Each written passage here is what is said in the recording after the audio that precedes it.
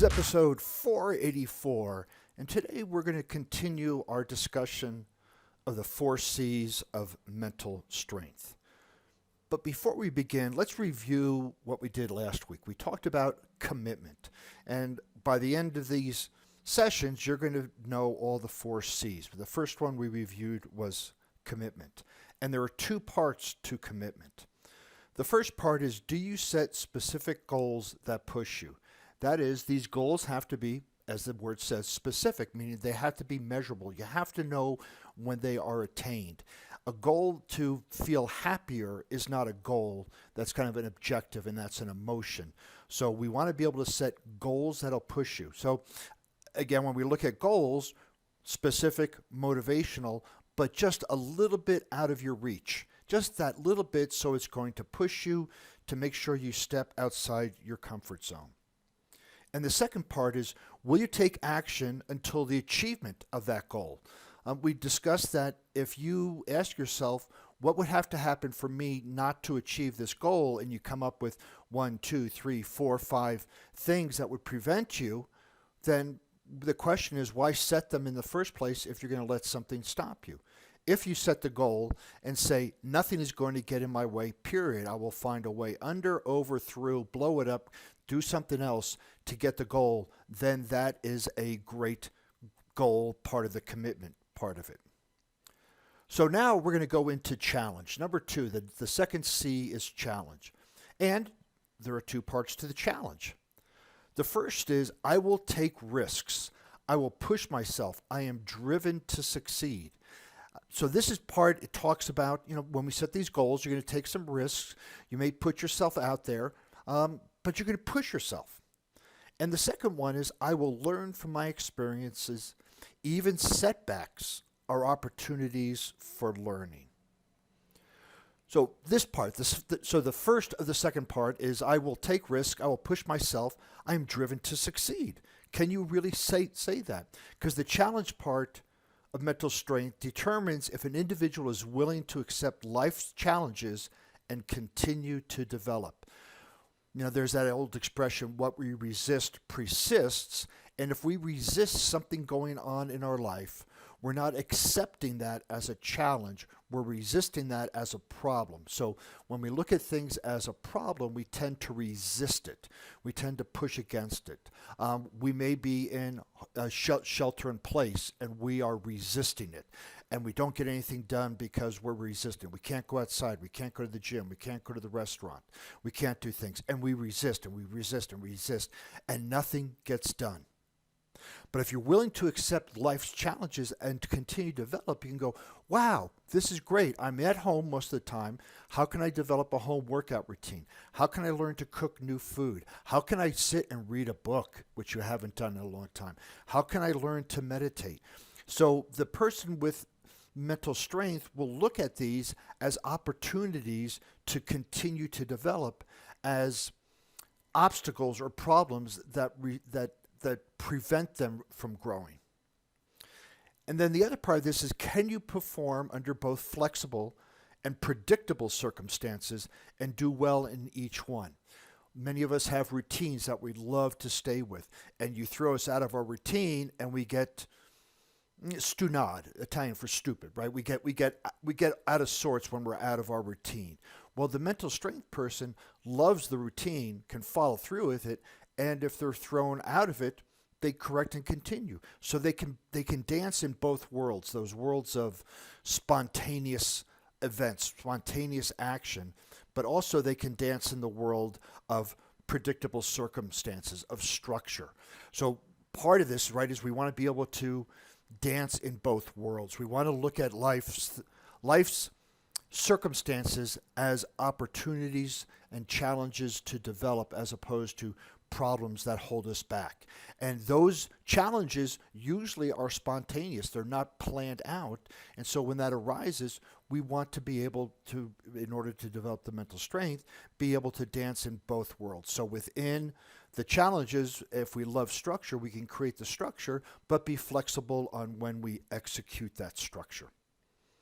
And the next one is, I will learn from my experiences. And we talked about this a little bit last week, But there are two things to understand. First, there is preparedness. Some people are able to work outside their comfort zone and be willing to take on extra risks. Secondly, some have the ability to see both good and bad opportunities as learning resources. So in NLP, there's an expression that there's no failure, only feedback.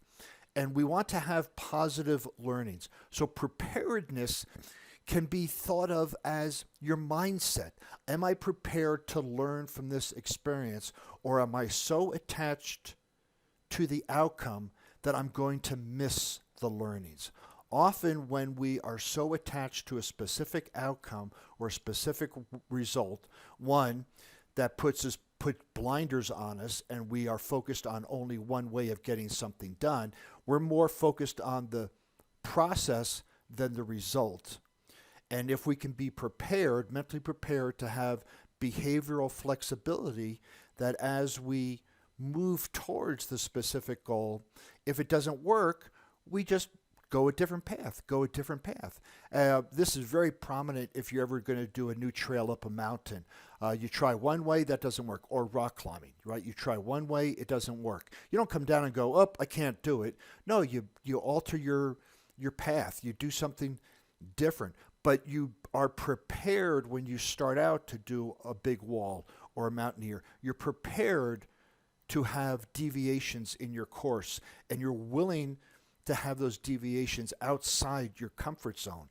And the comfort zone, there's been so many quotes about it. I call it the complacent zone.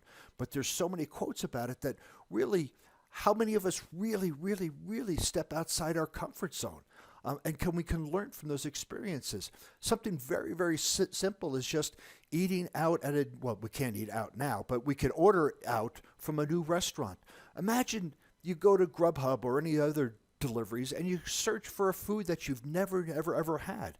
And then most likely you're going to say, I don't like it. Well, have you ever had it? No, but I know I don't like it. Well, how do you know you don't like the food if you've never tasted it?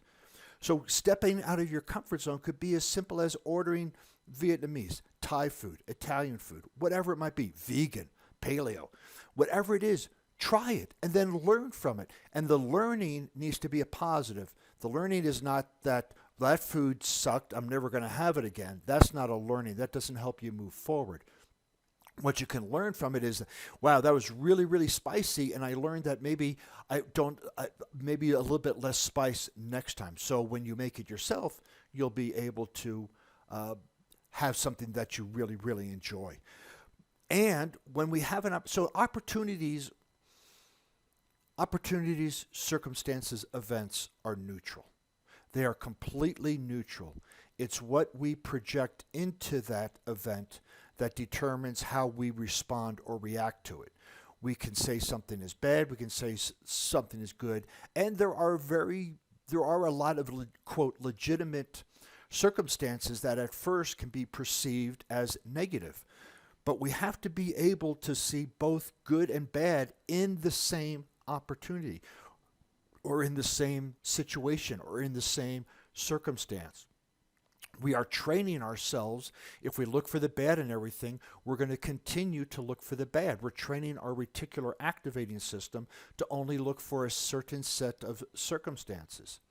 But when we can see, I think it's the Sufis that talk about you can't see the back side of the carpet because you're always, if a carpet's hanging up and you're looking at one side, you go to the other side, you don't see the other side. So they talk about seeing both sides of the carpet.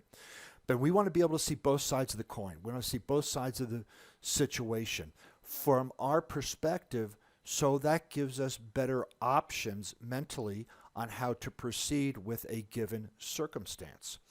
So that's the second C. That's the challenge part. And you can see how these are going to blend together. The commitment and the challenge part work hand in glove. And when we go into the other C's, you're going to see how they all fit together, that one isn't separated specifically, but one helps. It's a synergistic, a holistic effect of these 4 C's into mental strength. So the next time we're going to talk about confidence. If you'd like to find some more information or see the show notes for this podcast, please go over to warriormindcoach.com. And then on the right-hand side, you'll see a pull-down menu. Go to the blog, and you will see where this podcast is hosted. Also, please follow me on LinkedIn, Facebook, Instagram, Pinterest, all under the username Warrior Mind Coach.